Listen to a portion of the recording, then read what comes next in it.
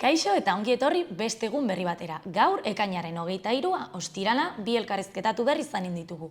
Batetik Patxi San Juan, Transpirenaika Sozial Solidariako elkartearen ordezkaria, eta bestetik Julen Zabalondo, bere beste bi egilerekin bere liburu berriaren aurkezpena eginen digu. Baina lehenengo goazen beti bezala, betiko dukiarekin. Goazen orain gaurko efemerideekin. Gaurko egun batean, baina 1952an, Amerikako Estatu Batuek Ipar Korea bombardatu zuten. Urte batzuk geroago, 1974an, South-Zealandian lehen hauteskunde demokratikoak egin zituzten. Egun berean, baina 1987an, Dina Bilbao euskal triatleta eta abenturazalea eta Iñigo Ros Karibe itsasoan desagertu ziren. Eta bukatzeko, 2005an, Juan Jose Ibarretxe Laudiotarra Eusko Jaurlaritzako lehendakari izendatu zuten 3. aldiz. Gaurko lerroburuak ikus ditzagun orain.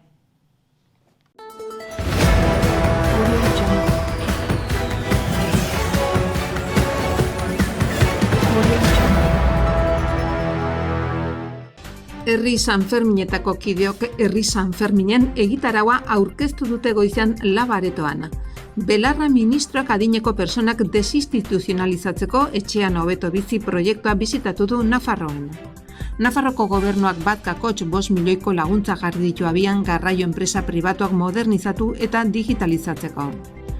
Uarte ikastetxe integratu publikoko 40 ikaslek enplegagarritasuna hobetu dute lanbide heziketa dualari esker. Arrotasunez gozatzen Nafarroko gobernuaren kanpainaren leloa ekainaren 28 karietara. Uztailaren 7ko ostalarizeko deitutako greba bertan bera utzi duten. Iruñak Burlata, Uarte eta Valle de Huesekin adostu du Herripagainako auzo guztiei zerbitzuak homogeneoki emateko hitzarmena. Toki libreak daude txankletak Iruñako udalaren programako jardueretan eta erroldatuta ez dauden gaztei izen emateko aukera ireki zaie. Arizkungo herriko plazan bart auto batek harrapatutako 50 urteko emakumea hil eginda pronostiko oso larriarekin eramana zuten ospitalera. Iñaki Diegez soinulari ezagunaren eskutik akordeoi jaialdi berexia izanen da igandean Lesakan.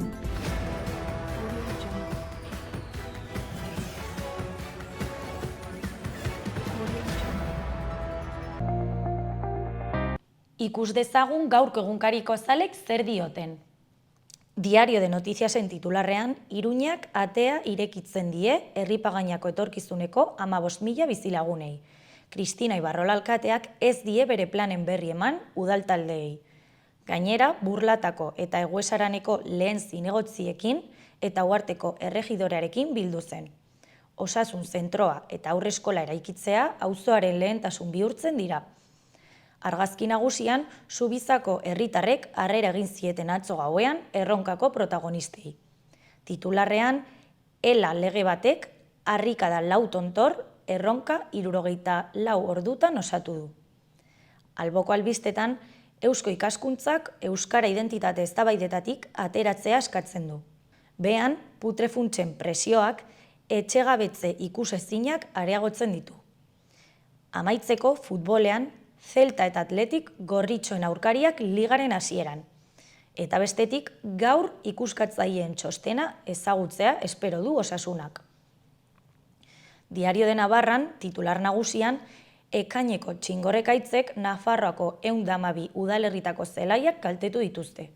Ekoizleek dagoeneko 11.500 hektaretako galerak jakinarazi dizkiote agrosegurori. Irunberriko ekaitzak 1.001 metro kubiko deskargatu zituen eta bere bizilekuaren zati bat urez bete zuen. Argazki nagusian, Txaro Sadaba, komunikazio dekanoa, Kristina Kuesta, Miguel Blancoren fundazioa, Ines Irurita Unekoa eta Maite Jimenez ikertzailea. Izenburuan, Miguel Ángel Blancoren ondarea. Haren fundazioak uneri gutunak eta herritarren erreakzioaren material bat ematen dizkio hilketaren aurrean. Goiko albistean ezkerrean, Una vida no tan simple, Felix Bizkarret idazlearen lan berria. Futbolean, Osasuna bigon hasiko da eta eguktegi gogorra izango du Sadarren. Alboko albistetan, Nafarroa da biztanleko gas gehien kontsumitzen duen bigarren erkidegoa. Foru komunitateak ahalegin handiagoa egin beharko du deskarbonizazioa lortzeko. Behan, Titaneko 5 bidaiariak hilda. Bukatzeko, Ibarrola alkateak Erripagaina Iruñeko auzo izatea eskatu du. Gara titularrean, 284 pertsona erreskatatu ondoren Aitamarik legea betetzea eskatu du. SMH-ek operatutako ontziak 172 pertsonari lagundu zien atzo Mediterraneo erdialdean. Maltako eta Italiako agintariek hasieran eraginik izan ez zutelako aktibatutako operatibo handiago baten esparruan. Argazki nagusian, mobilizazio sozialak etxegabetze bat geldiarazi du Iruñean. Argazkian kartel bat irakurtzen da etxe bizitza ez da negozio bat jartzen duena. Carolina bere ardurapean 2 adingabe zituela 2008ko krisiarekin titulartasun publikokoa izatetik, testa funts putrearen jabetzako izatera igaro zen etxe bizitza batean bizi da. Mobilizazio sozialaren aurrean, funtsak kaleratzea geldiarazteko eskatu zuen, baina kasu gehiago daude. Beheko albistetan, San Juanak suaren bueltan batu eta urteko gaurik motzena ondo lusatzeko hitzorduak. Alboan, gure eskuk bidasoan mugarik ez dagoela aldarrikatuko du turrean. Gure eskuk turrak eskaintzen duen nazioarteko bozgorailua aprobetxatu nahi du eta 70.000 ikurrina banatuko ditu. Berria titularrean, Aitamarik 172 migratzaile erreskatatu ditu Mediterraneo itsasoan. Itsas salbamendu humanitarioaren arabera, Italiak hasieran uko egin dio erreskate deiari, eta Maltak ez du erantzun ere. Salatu du estatuek sorospen politika kriminala dutela. Argazki nagusian, Gorka Garzia Etxerat elkarteko koordinatzailea. Etxeraten egiturak eta lana fase berria egokitu behar direla dio Gorkak. Kulturan, Bilboko Arte Ederren Museoko obrak ikusgai tabakaleran.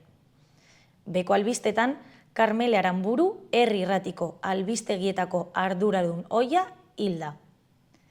Alboan, Iranek eta Saudi Arabiak harremana berreskuratzeak aro berri bat ireki lezake eremuan. Eta bukatzeko, ELA, LAB eta ESK sindikatuek bat egin dute azaroaren 30ko greba feministarekin. Zaintza eredua eraldatzearen garrantzia azpimarratu dute eta sistema publiko baten alde egin dute. Euskal Herria Irratian berri nagusian bustintxuriko etxegabetzea gerarazi dute. Dozenaka lagun elkartu dira Karolinaren eta haren seme-alaben etxe bizitzaren parean, aritu elkar laguntza sareak deiturik. Auzitegiak kaleratzea bertan bera uztea erabaki du. Alboko albistean, uztailaren 7ko ostalaritzako greba bertan bera utzi dute.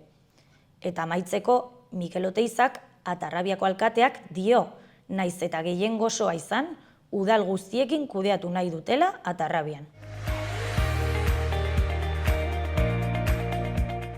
Gaurko eta asteburuko eguraldia ikus dezagun orain. Gaur, giro eguzkitsua eta temperaturaren igoera nabarmena. Goizean, goizlainoa izango dugu barnealdeko zenbait baileratan, bereziki Araban, eta behodei batzuk ere ager litezke kostaldean. Alabaina, segituan jasoko dugu eta gainerako orduetan eguzkitsu egongo da, hodei gutxirekin. Haizea aldakor eta euli ibiliko da hasieran, eta arratsaldean brisa altxatuko du. Temperatura maximoak nabarmen igoko dira, bereziki barnealdean, 25 eta 30 graduen arteko balioekin. Uda beteko eguraldia eta beroa larun batean. Zerua hodei gutxirekin edo oskarbi egongo da. Haizea goizean iaz da nabarituko eta arratsaldean brisa ibiliko da. Temperatura maximoek igotzen jarraituko dute eta barnealdeko leku askotan 30 graduak gaindituko dira. Igandean haizea ipar-mendebaldera aldatuko da eta temperaturak koska pare bat behera egingo du. Kostaldean goizean aldatuko da eta barnealdean norabide aldaketa arratsaldean gauzatuko da. Aldaketarekin temperatura jaitsi egingo da, bereziki itsasetzean. Arabako hegoaldean berriz, ia ez da goraberarik espero temperaturan, eta bero egingo du. Goizean, goizerua ia erabat garbi agertuko da, baina egunak aurrera egin ahala, behe-hodeiak ugarituko dira kostaldean eta barnealdean bero-hodeiak garatuko dira.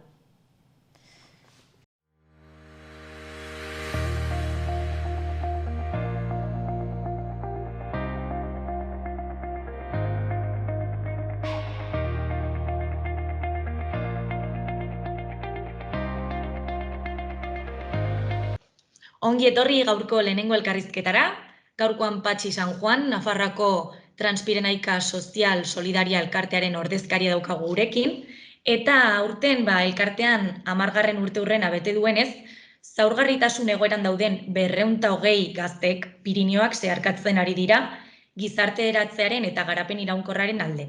Eta gainera, ekainaren 20an errefuxiatuaren eguna izan zen. Beraz, ongi etorri biei. Esker mila unitz. Nos dicen bienvenidos. Bienvenido. Beraz, zer da Transpirenaika Sozial Solidaria elkarte hau? Bueno, da, elkarte txiki bat, lagun batzuk gara, eta egun batean gogotu zitzaigun olako zerbait ikia, gure zailtasunak dauzkaten gazteentzako. Orduan, hasi ginen, eta pentsatu genuen, zer egin dezakegu, benetan originala dena eta benetan interesgarria dena gure gazteentzako. Eta pentsatu genuen zeharkatzea Pirineoak. Beste gauzak egiten ditugu ere, pino hauek utziko ditugu. Orduan, pentsatu genuen hori egitea, orduan talde batek osatu egiten du edo gauzatzen du eta egiten du Transpirenaika osua, baina eta gero pasatzen garen lurraldeetatik beste taldek sartzen dire gurekin, ibiltzen dire 5-6 egun. Osotara 240 bat gazte parte hartuko dute. Bai. Eta kuriosidade bezala, guain badaramagu ja 17 lurralde desberdinetako pertsonak gurekin. 17 lurralde. Bai. Eta barkatu, jarraitu. Bai, segi. Niri laguntzen didazu galdetzen. Galdetu behar nizun, noiz sortu zen elkarte hau? Bueno, guain dela urten betetzen ari gara 10. urtea. Beraz, 10 aldiz egin dugu egiten ari garen guain. Eta ze helbururekin sortu zen? Helburua zen, bi helburu dauzkagu eta lehendabiziko gunetik guain arte. Bino, bi helburuak mantentzen dire. Bat da gizarteratzea, edo inklusioa deritzana, ez? Hori da gure helbururik nagusena. Gaztek, zailtasunak dauzkaten gazteei laguntzea beraien gizarteratze prozesuan. Hori zen lehendabizikoa. Eta bigarrena ikusi genuen hori etzela lortuko baldin eta inguruan zegoen jendeak lagundu egiten ez bazuen. Eta orduan hasi ginen sensibilizazioarekin.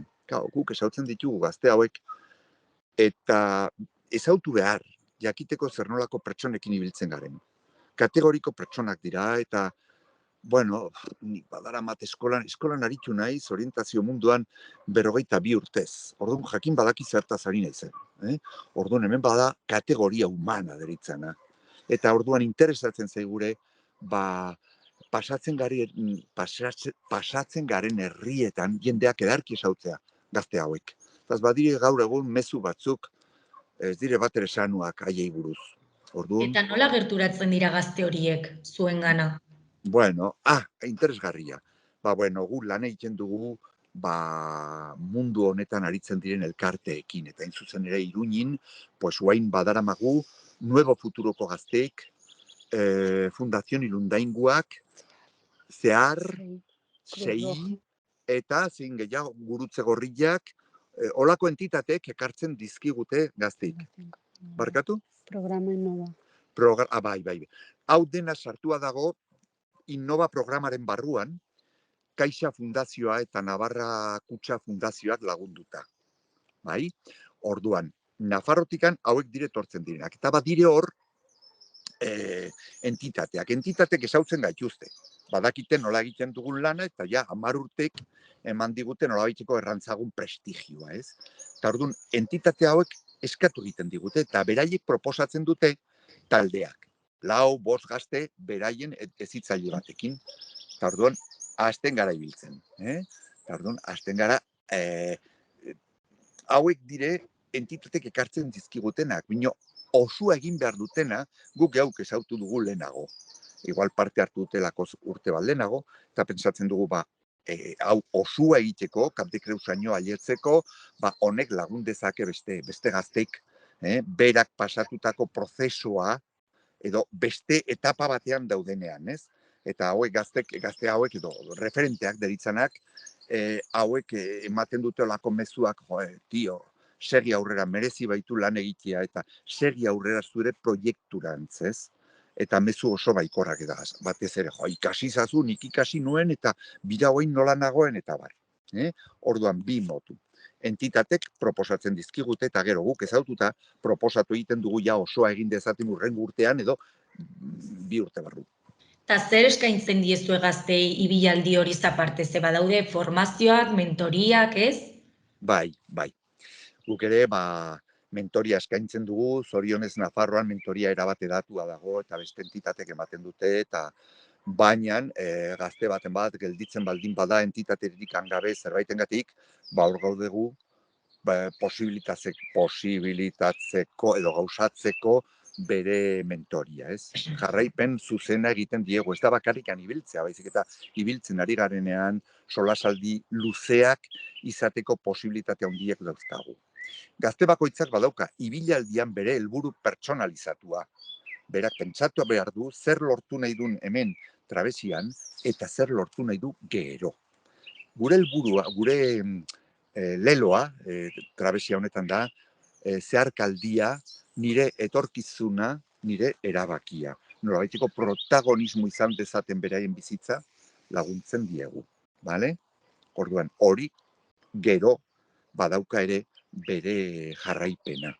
Gero egiten ditugu beste ekintzak, jokuak edo ateratzen garela egun batean mendira, edo egun batean ateratzen garela 4 lurraldetan, Aragoi, Katalunia, Bizkaia eta Nafarroan batean ateratzen gara mendira, konektatzen gara, olako gauzak ere egiten dugu, baita kirolarekin zer ikusi duten beste historiak, bino nagusina da une honetan egiten ari garena.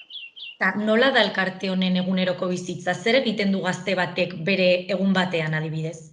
Bueno, galde zaiozu. Vale. ¿Qué haces tú en un día normal, Abu? Vale. En tu vida, no aquí, Vale. fuera, en Barcelona. Sí. Me levanto a las 7:30, desayuno, voy a estudiar y vuelvo a las 12 por la tarde, como descanso un poco, por la tarde voy a gimnasio o natación, pues ya está.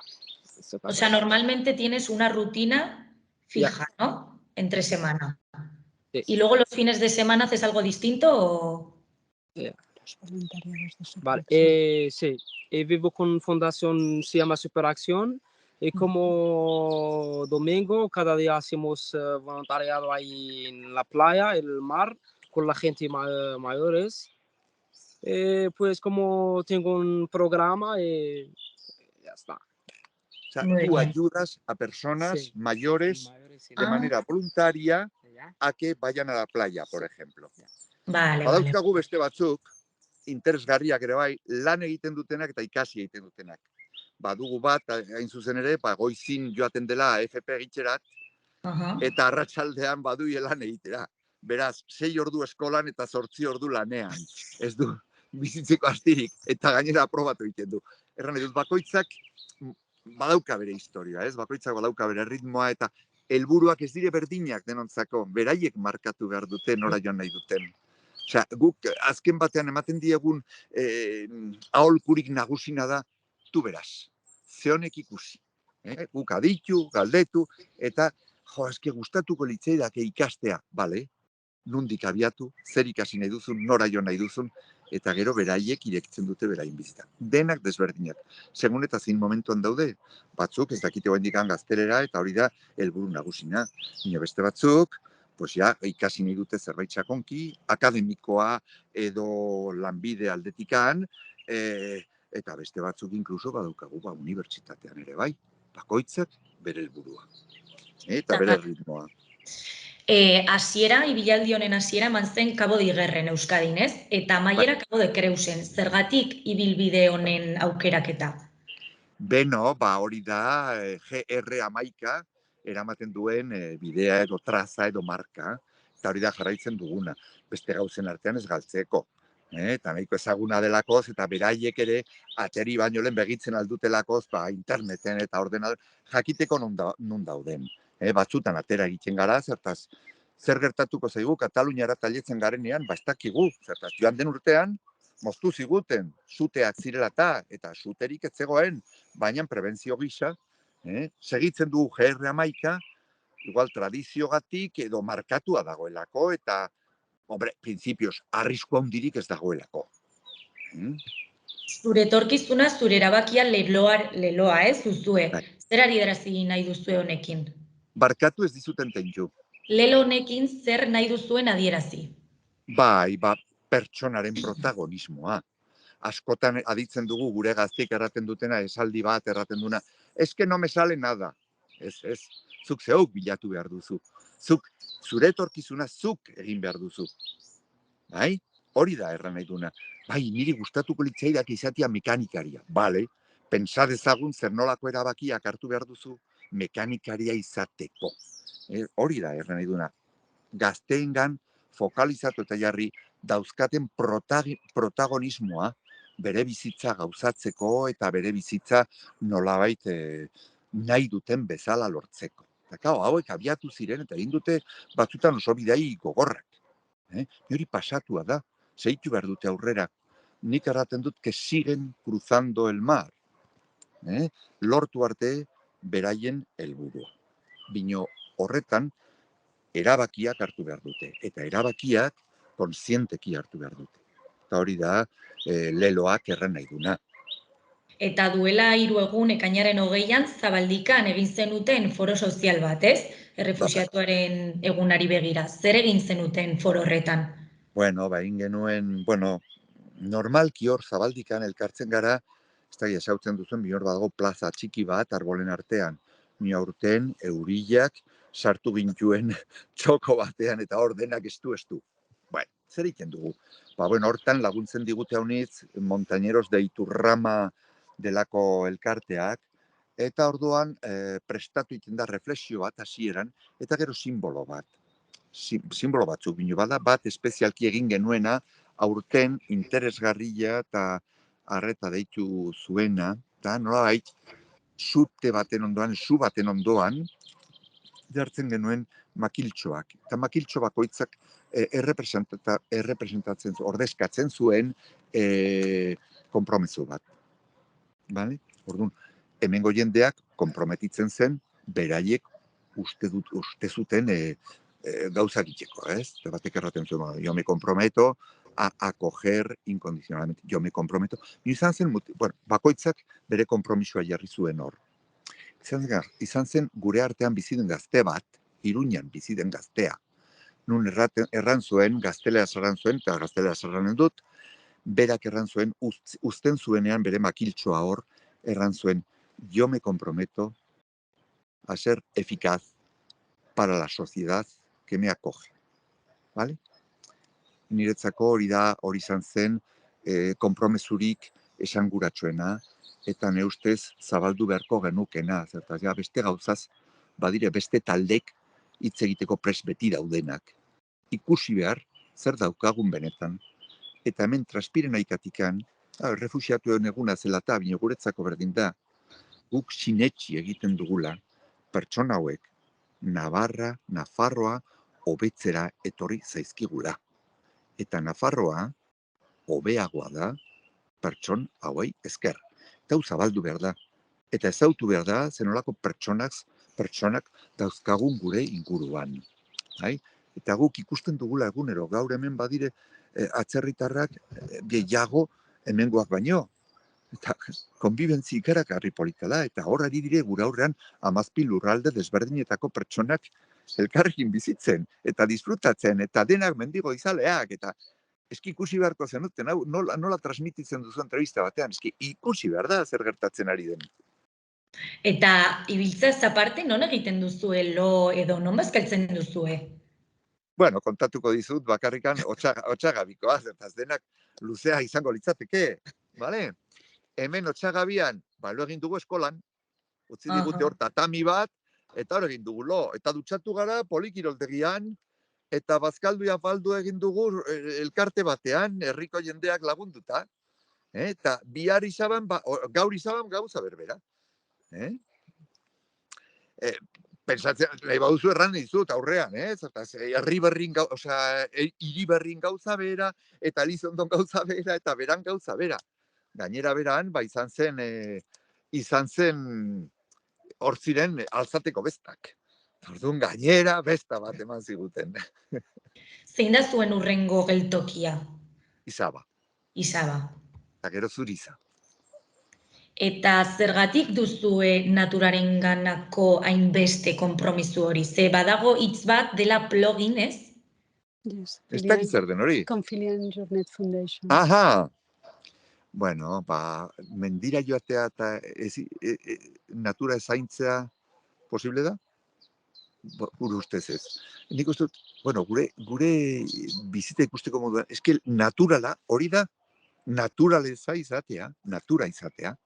Eta gu, natura gara, garbitzen dugu zikina dagona, beti badago norbait arduratua, dauden zaborrak eta zikinkeriak eta biltzea. Bino, zer gaitik? Benetan ez dakit, pentsatu dugu hauniz, zer gaitia ez dakit. Bino, guretzako natura, transpiren aika ere da.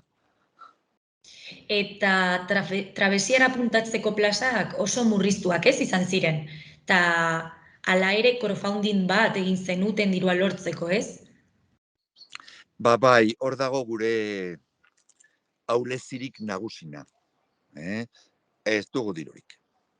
Beraz, izaten ditugun laguntzak denak importanteak dira. Zertaz, gazte hauek ezin dut ordaindu. Esperientziak badauka kosto bat, eta ez da txikia. Orduan hor dago gure ahulezirik handiena. Orduan, jaketamen gaude aberian norbait animatzen den eta lagundu egiten digun. Hori da, nola lagundu dezakegu diru hori ematen nora, bidali behar dugu diru hori? Bai, hor daukagu pagina weben, eta Migrano de Arenan bidez egin daiteke olako donazioa, eta norbaitek idatzi, norbaitek nahi baldin badu, pagina weben bidez lortzen hor gaitu. www.transpisocial.org. Galdetzen baldin baduzu, Transpirineka Sozial Solidaria nahiko da abino nahi baduzu, www.transpisocial.es. Eta hau esango zenuke dela egin duzuen proiekturik handiena? Bai, hau da urtean zehar proiekturik handina, ez bakarra, errandudan bezala, baina bai handina, 36 egun dira, eta ez da bakarrikan ibiltzea, baizik eta antolaketan aldetik ez da gauza txikia, zertaz badire batzuk sartu, beste batzuk ateri, fakturak, ordaindu behar refugioa, nahiko konplejoa da, hezkuntza plangintza, erran edut, ni hauxe da urtean zehar egiten dugun gauzarik handiena, bai. Zenbat pertsona zaudete horratzean? Aurrean daude, ja, utzi gaituzte mentira haus. 26 pertsona gaude gaur. Eta proiektu hau askorentzat bizitza aldatuko diela, uste duzu? Bueno, hori da berbalizatu egiten digutena, hori da erraten digutena gaztik, eta hain zuzen ere, Nafarroan, ez da ezagutzen duzuen Navarra de Colores delako saria, eta hori jaso dute, 2 urtez izan du da saria, eta 2 urtetan gure gaztik izan dire, eta beraiek eta ematen da sari hau,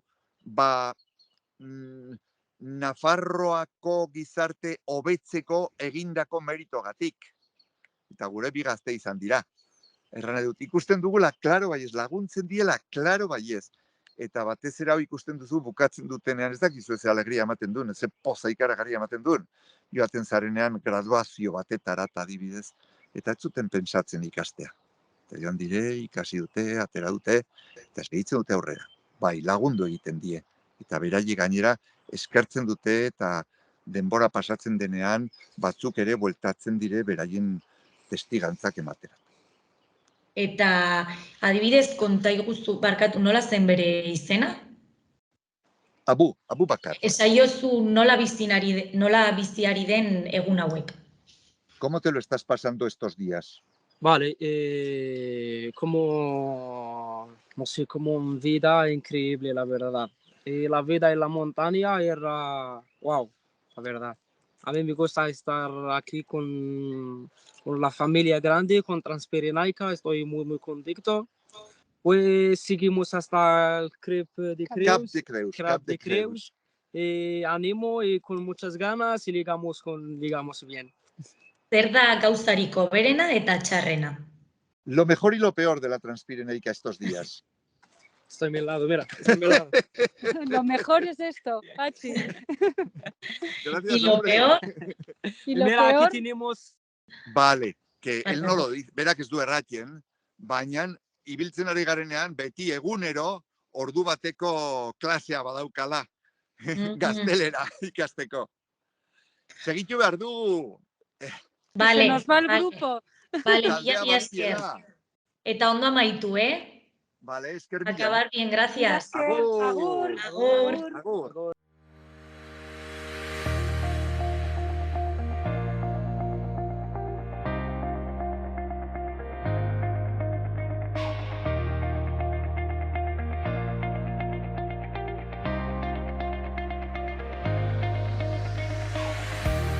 Iruñako udalaren azken albisteak ikus ditzagun. Batetik, 0 eta 12 urte bitarteko adingabeak dituzten, familientzako prestazio ekonomikoak arautzen dituzten, diru laguntzen deialdia zabalik dago. Edo 16 urtera artekoak desgaitasuna badute. Laguntzak haurtzaindegiak ordaintzeko eta adingabeak etxean zaintzeko erabiltzen dira, hainbat egoeraren arabera. Herripagainako herritar guztiei zerbitzu homogeneoak eskaintzea da hirigintza garapen honen xede diren lau udaletako arduradunek lortu nahi duten helburua. Bestalde, udako denboraldia ostegun honetan hasiko da Aquaboxen San Jorgen. Udalgune horrek kirola aholkularitzako monitore bat izango du eta banakako entrenamendu planak egin ahal izango ditu. Bukatzeko, Iruñak Doneiako bidearen eguna ospatuko du larunbat honetan. Magdalenako zubitik Nafarroako Unibertsitateko kampusera doan ibilbidearekin.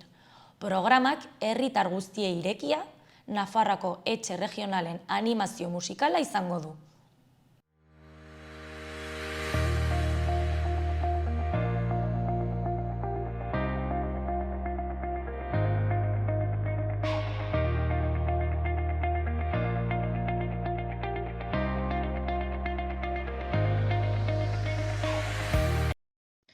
Ongi etorri gaurko bigarren elkarrizketara.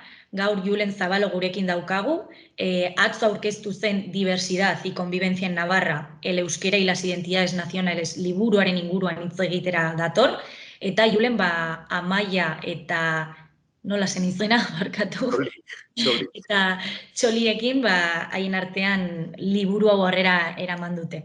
Lehenik eta behin zorionak zuen lanagatik. Eskerrik asko. Eta, liburu hau Eusko Ikaskuntzak argitaratu zuenez, Nafarroako gobernuarekin lankidetzan, eta 4 urteko ikerketa sozialaren emaitzak biltzen ditu.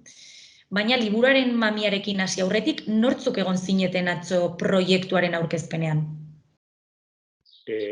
Arratsaldeon atzo egon ginen, alde batetik Nafarroako gobernuaren, foru gobernuaren izenean Ana Oio egon zen. Azken batean,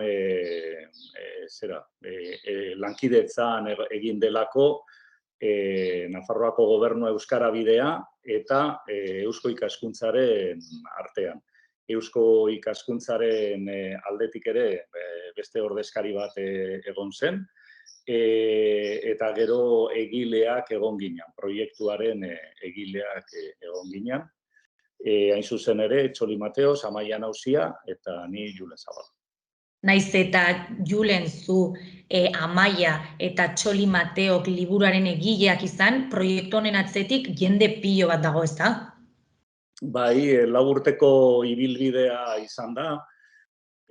Hasiera batean lankidetza proiektu bat zen, ikusteko Nafarroan bizikidetzaren aldetik, berez bizikidetza arazoak gizarte guztietan daude, baina ematen du, edo horrela esaten da, Nafarroan bereziki polarizatuta daudela ideiak eta jarrerak, ez? Orduan, asmo horrekin hasi ginen lehenengo 3 herri desberdinetan, aukeratu genuen Nafarroako iparraldean bat, Iruñerrian beste bat, eta hegoaldean beste bat, eta jendearekin egin genituen talde batzuk, gai batzuren inguruan, gero joan gara konturatzen, benetan gaia sakona dela, ez? Badaukala, mami handia daukala, eta orduan horregatik, hasiera batean laburragoa izango zelakoan, baina joan gara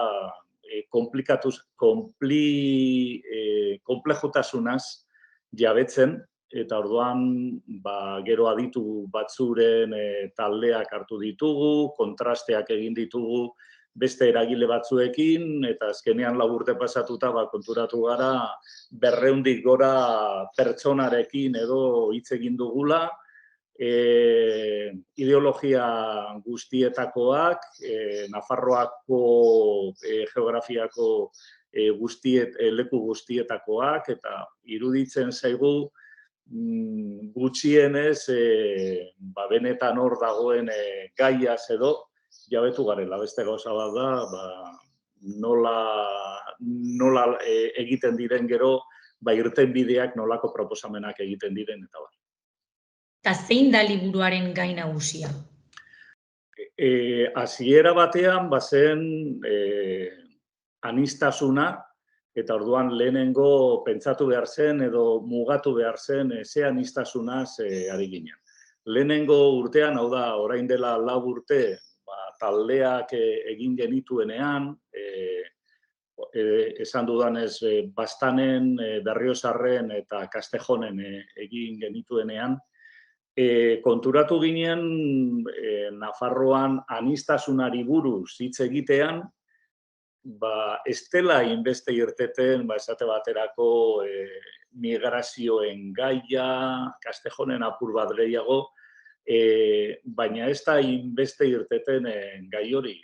Polarizazio bat badago, polarizazio politiko bat, baina anistasunaz hitz egiten denean konturatu ginen, eta egia esan, hortik abiatu nahi genuen proiektua, nazio identitate desberdinak. Badaude askotan ez dira hola nahin esplizito egiten nahi naberiko, baina egon badaude eta guk uste dugu horrek kutsatu edo blaitu egiten duela Nafarroako edo Nafarroan gizarte mailan gertatzen diren hainbat gatazka. Orduan, anistasuna izan da gaia, baina anistasunaren barruan saiatu gara edo mugatu gara nazio identitateen arlora, eta nazio identitateekin batera konturatu gara euskarak protagonismo handia hartzen zuela.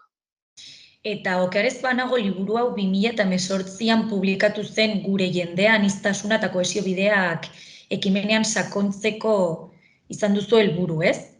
2018an izan zen Eusko Ikaskuntzaren mendeurrena, eta hor kongresu bat egin zen, gizarte arloa Iruñean egin zen hain zuzen ere, eta hortik sortu zen ideia hori gai hau lantzeko. Horregatik 2019an hasi ginen proiektu honetan, eta nolabaiteko jarraipena izan da, baina esaten dudanez apur bat mugatu dugu gaia eta nazio identitateen arlora hurbildu garela, pentsatu dugulako eta ikusi dugu ere gutxiago lantzen dela, oso agerikoa dela, baina gutxiago lantzen dela, ez. Eta ze arazo aurkitu zenituzten proiektuan zehar? Arazoak baino oso... Zerka.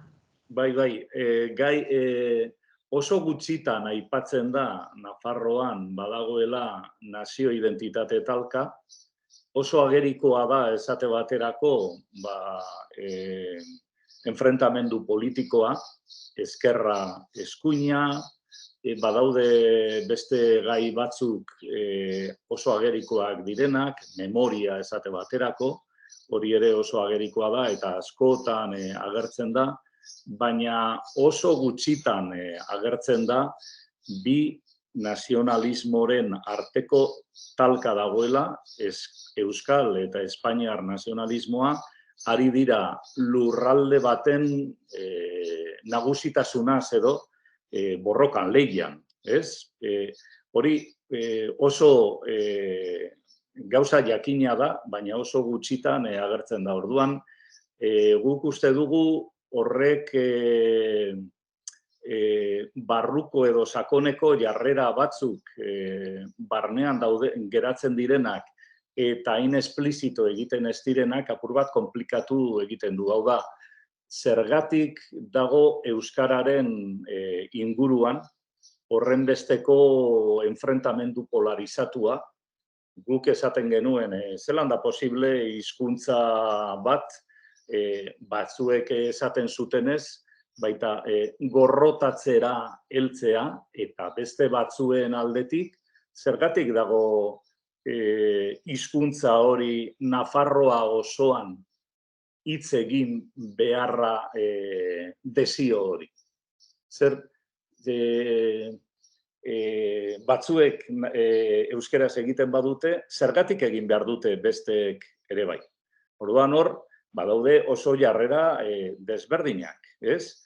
Baina ez da horretan sakontzen, ez? Eta orduan hori lan halako konklusio batera heltzeko, guk uste dugu kostatu zaigula eta jendea gure ustez ez da ondo jabetzen nazionalismoen eraginaz. Nazionalismoen eragina berez halakoa da, ez? Ez da ikusgarria, baina berez barrutik badago. Orduan islatzen ari dira hor nazionalismoek eragindako jarrerak eta jendea ez da oso kontziente horretaz. Eta galdera horren erantzunak nola ziztineten bilatzen? Egin zenituzten bilerak, seminarioak, ikerkuntzak?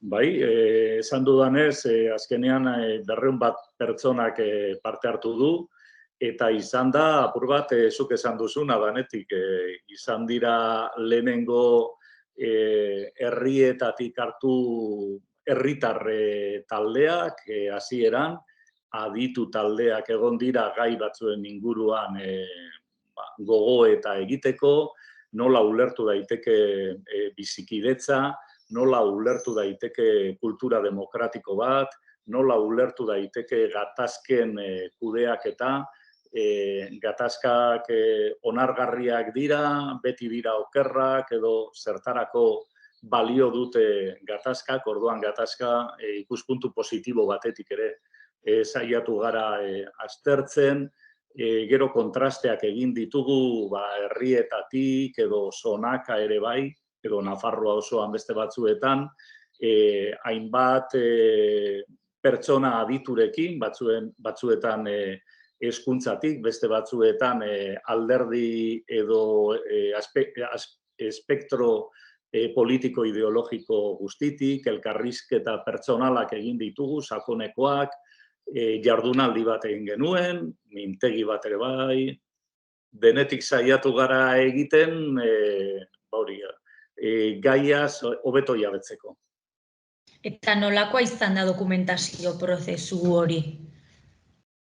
Dokumentazioa, batez ere, kasu honetan, batez ere izan da lehen mailako iturriak izan dira, orduan zuzenean gaiak mahaigaineratu ditugu, eta hortik atera ditugu ondorio batzuk, gero hori apoiatu dugu bibliografia oinarrizko batekin, eta horrela joan gara urtetik urtera galdera berriak egiten, ea lortzen genuen azkenean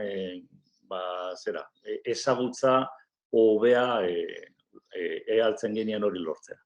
Eta zein izan da zure lana proiektu honetan? Nire lana eta beste biena, Amaia Nausiarena eta Txoli Mateosena, talde bat osatu dugu, talde eragilea edo izan garena, eta orduan orokorrean gauza guzti horietaz arduratu gara, ez hau da, urte bat amaituta planteatzen genuen, ze ondorio atera ditugu, zeintzuk dira hemendik ateratzen diren galderak, zelan lortuko dugu galdera horiei erantzutea, eta orduan planteatzen genuen, planifikatzen genuen urrengo urteko jarduera, ez? Osatuko dugu talde bat alderdi politiko guztietako eragileekin, ez ordezkariekin zuzenean, egingo ditugu elkarrizketak eta orduan hiruron artean osatu dugu talde eragilea izenekoa. Eta espero zenituzten erantzunak jaso dituzue edo erantzun interesgarririk zer jaso duzue? Erantzun interesgarriak milaka, baina ez denak norabide berean. Orduan hori ere itxaroten genuen, ze azken batean hitz egin dugu bai adinez, bai geografikoki, bai politikoki, oso jende desberdinarekin, eta orduan erantzunak ere halakoak izan dira. Egonda bat eta gure ustez oso importantea da, zer pentsatu ere ematen duena, eta da iparraldean, hegoaldean emakume gizon eskuinekoa, ezkerrekoa izan da, denak onartzen dute, harro sentitzen direla nafar izateaz, hor badagoela komuntasun bat edo, oso arina izan daiteke lotura hori, bai, baina badago lotura hori, ez? Zederez izan liteke, beste pentsa liteke, ez dakit, batzuk sentitzen direla edo Espainiar edo Euskal Herritar, ez? Eta ez hainbeste nafar, baina kasu honetan nafartasuna oso agerikoa da, alde guztietatik, baina esaten dudanez oso lotura elementu harinetan edo autoafirmazio oso lotura subjektiboetan oinarritua. Hau da, batzuetan, eta hori atera dugu elkarrizketetatik, taldeetatik ere bai, batzuek esaten zuten, adituek esan nahi dut, baina zerk lotzen ditu iparraldeko eta hegoaldeko gazteak edo, ez? Eta batzuek esaten zuten, ez dago loturarik, eta hala ere, bai hegoaldean eta bai iparraldean denek nahi zuten, estimatzen zuten nafartasun hori, ez? Orduan, guk uste dugu hori oinarritzeko edo edozein aurrera pausu oinarritzeko puntu importantea dela. Hori da, zergatik nafartarrok sentitzen dugu nafartasun handi hori? Askotan oso putzitua da, oso handitua da, hori, hau da, horretaz ere konturatu gara, badagoela iritzi orokor bat edo ni nafarra naiz eta naiz sartzen Espainiar Euskal dikotomia horretan, hori urtetan landu den kontzeptua da, baina gero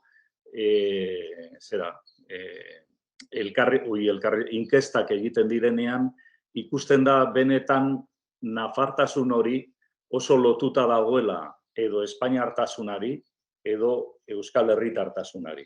Orduan, oso gutxi ageri da benetan nafar eta besterik ez, soilik nafar inkestetan esaten den bezala, nola sentitzen zara, gehienetan nafar eta espainiar sentitzen naiz, hori Nafarroan gehienek erdiak baino gehiago esaten du, urrengoa da nafar eta euskal herritar, ez, gutxiago, baina horien atzetik dator, nahiko beste bat da nafar euskal herritar eta espainiar, ez, eta gero atzetik ja heltzen da soilik nafar sentitzen direnak. Orduan, oso asko aipatzen da, ez gu nafarrak gara besterik ez.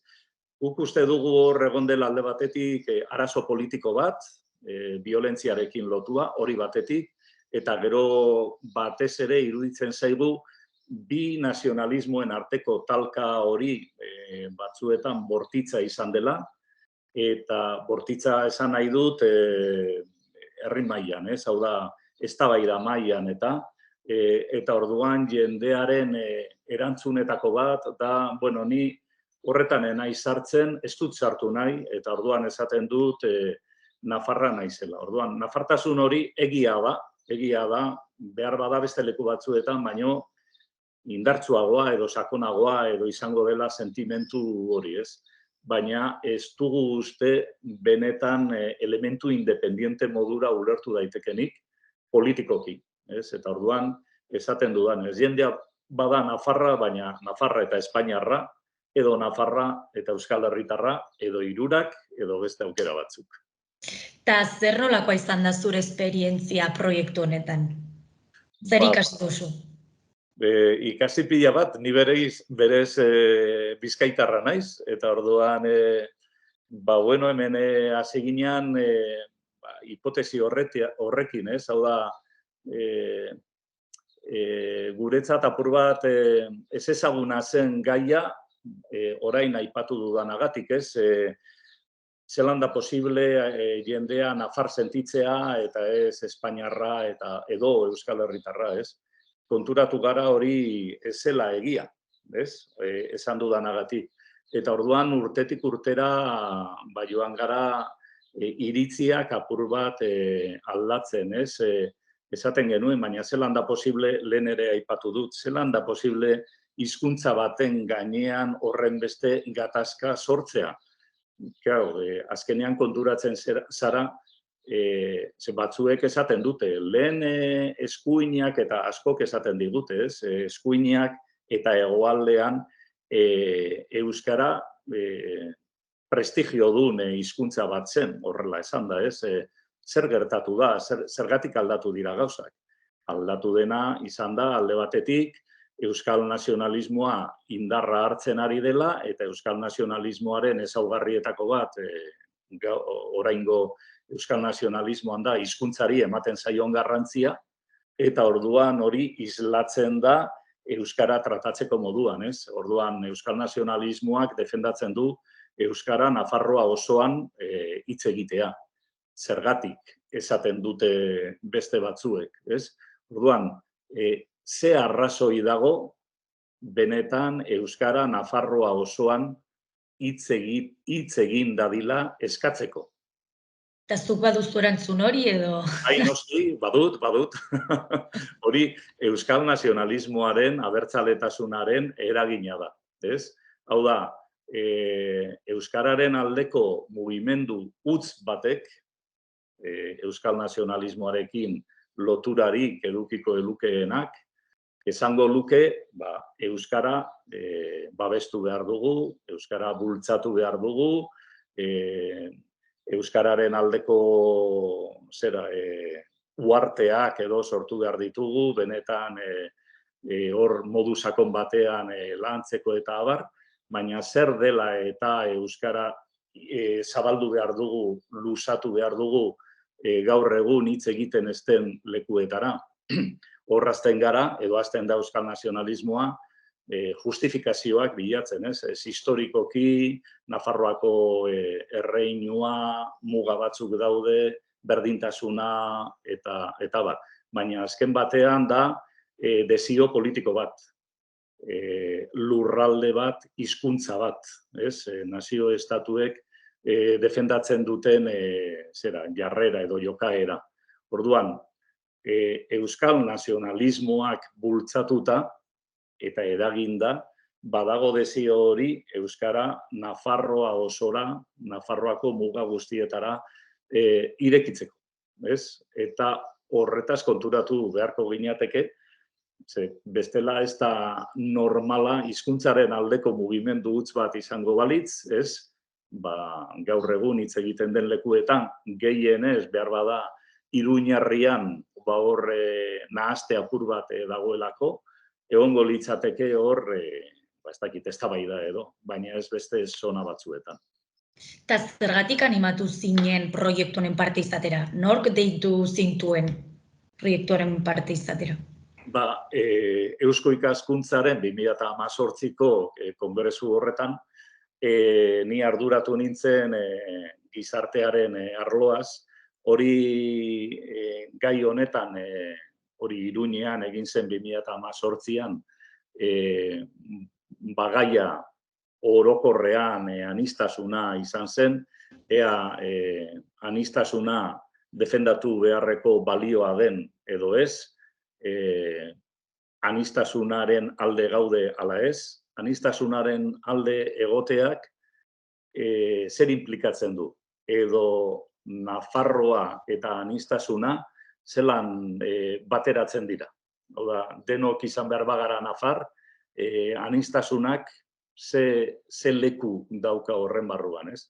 Eta orduan gaia hori izan zen, apur bat askoz motzago geratu zitzaigun noski, eta hortik sortu zen Nafarroako gobernuarekin elkarkidetzan egiteko proiektu bat edo zerbait, eta pentsatu genuen hori zela gaia. Eta ze publikora zuzenduta dago liburu hau? Guk uste dugu hor liburuak bi zati edo ditu, ez? Alde batetik lehenengo partea bada egindako ibilbidearen deskripzioa edo, pentsatu daiteke horrela esan da, bakarrik dela zenbatzea, norekin egon garen eta abar, baina hori baino gehiago da, ze hor azken batean agertzen da prozesu hori urtetik urtera nola joan den, osatzen, galdera berriak sortzen, eta barez. Bueno, hori izango litzateke lehenengo partea, eta bigarrenean gogoeta egin nahi izan dugu, nolabait, alde batetik gogoeta horren barruan bi zati daude, alde batetik gogoeta egin dugu guk jasotakoaz, hau da, jendeak utzi dizkigun iritziak eta joan gara biltzen, osatzen, josten, nola ulertzen den Nafarroako leku edo pertsona desberdinek nola ulertzen dituzten hainbat gai, eta gero horien gainean guk geure gogoeta egin dugu, batez ere 3 arlotan, ez?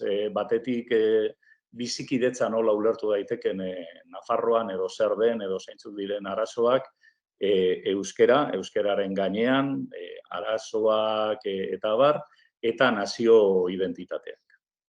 Horiek izan dira arloak. Eta zergatik irakurri beharko genuke liburu hau? Nik uste dut,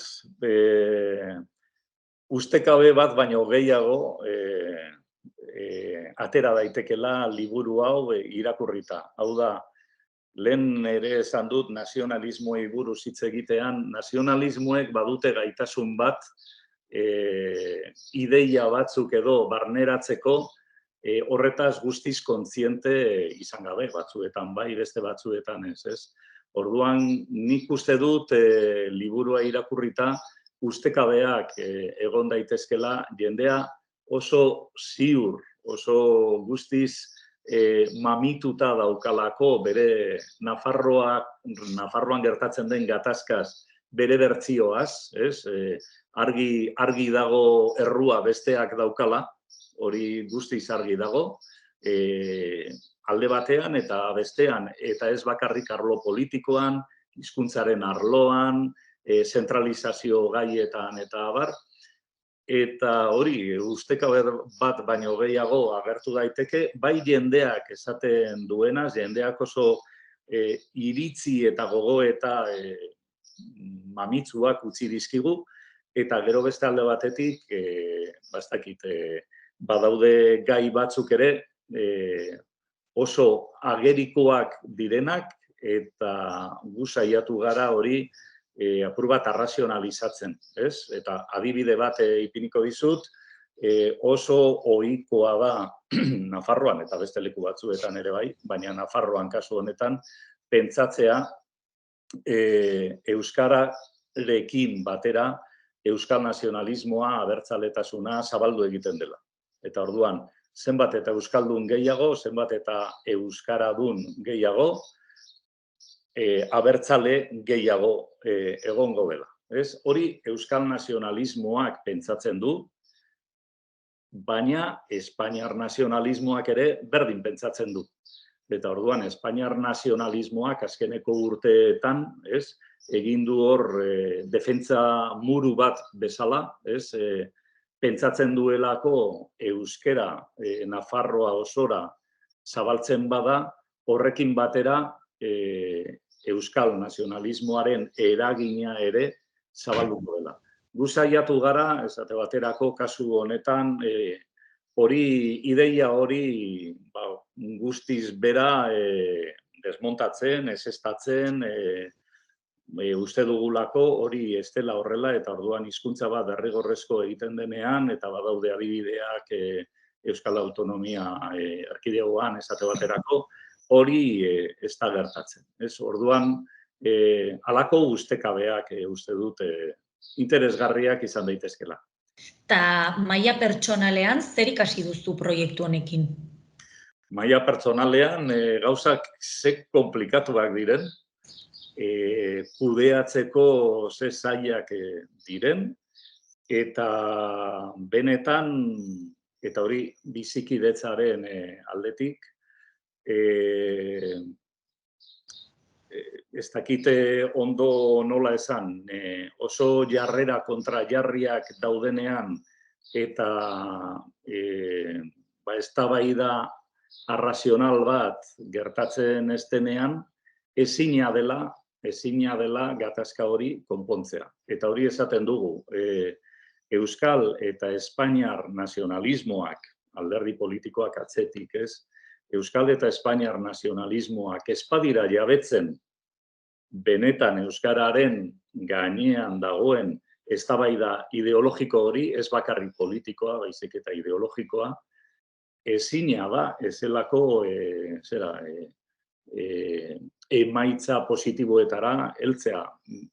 Berdin da mila bider jesartzea ere, bata bestearen ondoan eta hori, ezina izango da. Hau da, bestearen aitortza ez badago eta bestearen helburu legitimo ez, zilegi ez bada hausnarketa bat egiten, ezina dela aurrera egitea. Orduan oso bitxia egin zaigu eta gu horrekin geratu gara, ni neu horrekin geratu naiz, jendeak nola esaten zuen, zu zertan egongo, zer egiteko prest egongo zinateke, bizikidetza handitzeko edo Nafarroan, eta askotan erantzuna zen, baina nik zer gehiago egingo dut, ni guztiz kaltetua sentitzen naiz borroka honetan, orduan nik ezin dut amore gehiago eman, jarrera horretan bazaude, errua besteak dauka, errua euneko eunean besteak dauka.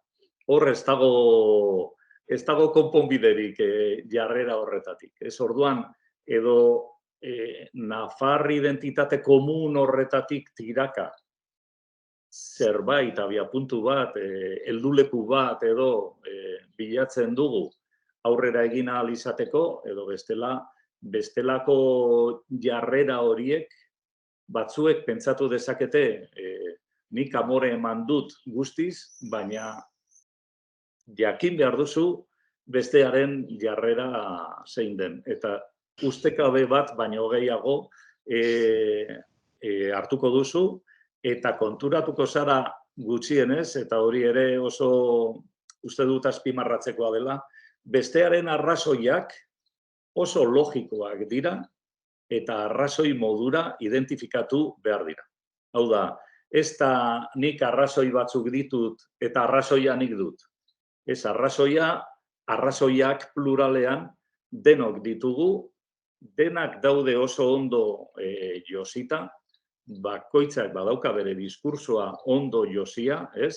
Eta orduan horri espasaio heltzen modu arrazional batean, ezina da konponketa. Lanean saiatu gara ere emozioek, gaur egun emozioek duten eragina aztertzen, ez? Eta orduan konturatzen gara, eta batez ere halako identitate gaietan eta konturatzen gara emozioek, eta gaur eguneko gizartean gero eta gehiago, emozioek daukaten eragina, garrantzia. Orduan, emozio hutzen aurrean ez dago zer eginik. Baina emozioak existitu egiten dira. Hau da, kontuan hartu behar dituzu, baina ez dago arrazionalizatzerik emozioekin bakarrik. Esan dudana, ez? Jendeak pentsatzen du, nik arrazoia dut eta besteek ez.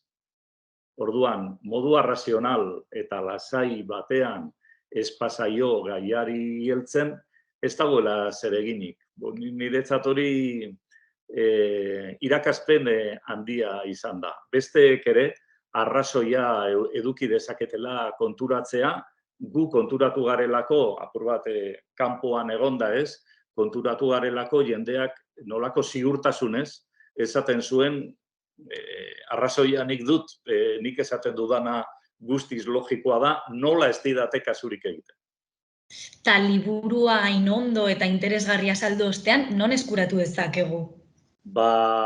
Online eskuragarri dago, Eusko Ikaskuntzaren web orrian, bi PDF daude, bata gaztelaniaz eta beste euskeraz, eta hori, deskargatu daiteke nahi beste bida. Eta fizikoki lortu dezakegu? Ez, fizikoki ez, bakarri dago online eta hori deskargak libreak dira. Eta baduzue beste proiekturen bat eskuartean edo honen jarraipenen bat edo... Eusko Ikaskuntzak bai, ez gu zehatzean, baina Eusko Ikaskuntzak momentu honetan ari daia Euskararen inguruko jarreren irakurketa bat egiten, batez ere Euskara ez dakitenen aldetik nolako jarrerak agertzen diren, nola landu daitezken jarrera horiek, zer dela eta agertzen diren jarrerak, eta abar. Eta hor, Xavier Erize eta Carlos Vilches ari dira proiektu hori aurten bertan hasi dena, eta ni seguru nago guztiz interesgarria izango dela, hor aurrerapen bat inoiz ikusi dugu, eta uste dugu landu beharreko gai bat dela, eta hortik gauza asko atera litezkela. Beno, honekin amaituko dugu, Julen Zabalo, mila esker, eta liburua irakurtzearen zain egonen gara. Vale? Debaldekoa da gainera, osea... Hori da. Oso ondo, mila esker.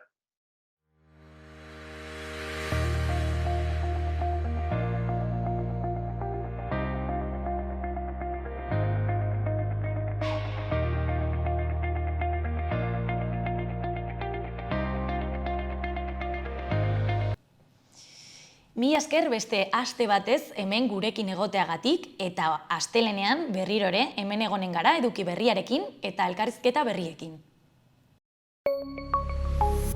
Gobierno de Navarra. Nafarroako gobernua.